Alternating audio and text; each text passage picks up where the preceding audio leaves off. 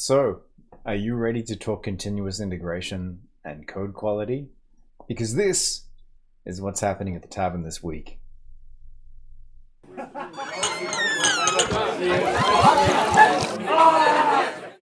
Hello!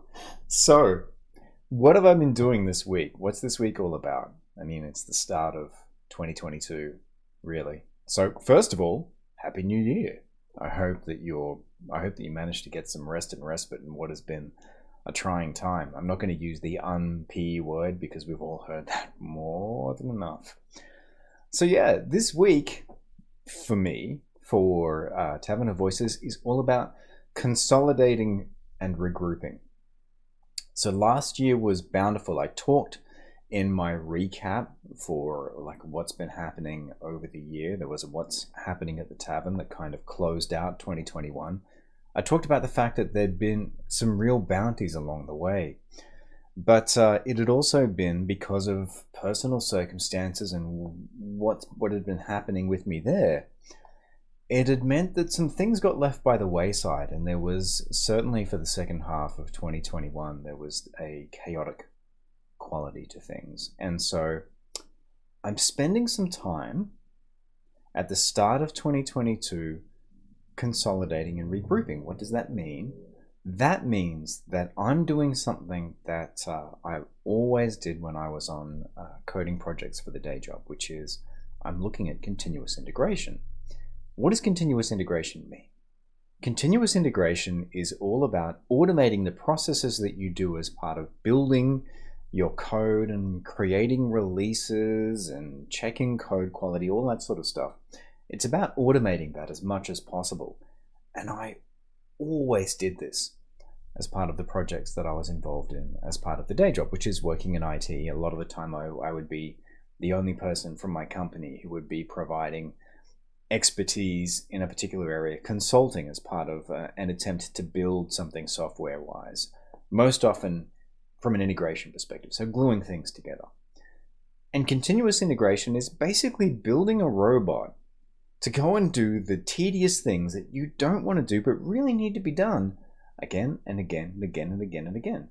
Essentially, every time you change your code, it's going and doing stuff for you. It's going and running tests. It's going and looking at, is this good code? Is this bad code? Are there problems that I can detect based on commonly known rules around, like, what are the things that we do and don't do in Java, which is what I typically used to use in the past. And now it's Python because that's what I use for coding Alexa skills. So essentially, it's all about creating a robot to be a part of your team, because who doesn't want to double the effective size, the effective utility of your team? Who doesn't want to push the tasks that you don't want to do over to something that's just going to do them again and again and again and again and again? As a bit of a tangent, I'm playing Dragon Quest Builders 2 at the moment on the Switch, and I'm loving it. And one of the things that it does, and I think it's a really clever bit of game design, is it teaches you these systems about how do you plant your crops, how do you manage them, how do you water them. And then eventually, when you move on to doing other things, you have villagers that are part of your village who then go, oh, don't worry about that, we'll do that from now on. That'll just get taken care of on your behalf. And so this is kind of what I've been doing. So what that means is that I've been taking a few key skills, a few key source code repositories, and I've been plugging them into a tool called SonarQube. And what that's done then is that has given me a report back on how good is my testing, because I always write tests as part of developing code, because it helps verify that you're putting together something that does the job that you want it to do. And the funny thing is, and this is something I'm trying to this is a line I'm trying to draw in the sand for 2022. There's two ways that I tend to create things or try and put together code. There's the rush, and just get it done.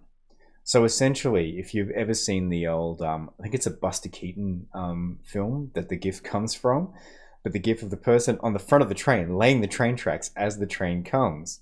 There's that kind of coding, which feels exhilarating when you're doing it. It feels really exciting, but it's often the slowest way and the least reliable way of getting things done.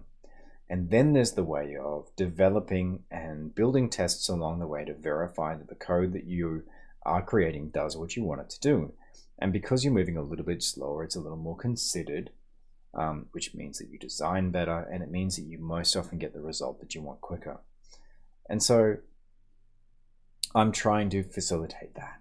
I'm trying to make sure that I do that going forward, that I do the slow and measured approach to everything that I'm doing, because it gets results quicker. I'm not like, I don't care about how good is my code in terms of, is it elegant and could it be put in a museum? But well-written code that doesn't have issues, that doesn't have security issues, that doesn't have quality issues, means that it's more maintainable. It means that I'm going to spend less of my time in order to actually create new things, in order to create new features. And because what I'm doing with this tool is going to tell me how many lines of code are in this and how many lines of code are in this.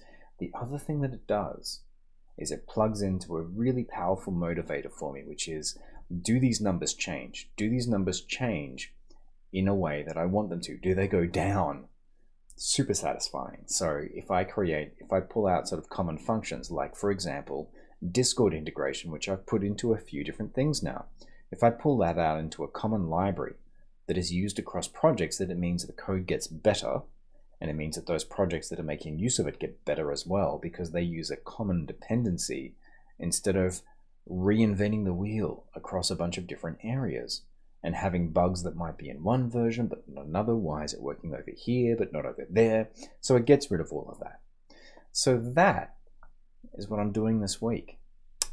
I've already got reports out of all of the projects that I'm working with, and so now what that gives me is, that gives me a really good baseline to work from, to then, first of all, start working on a new skill that I'm really excited about, because I think it's going to be fun.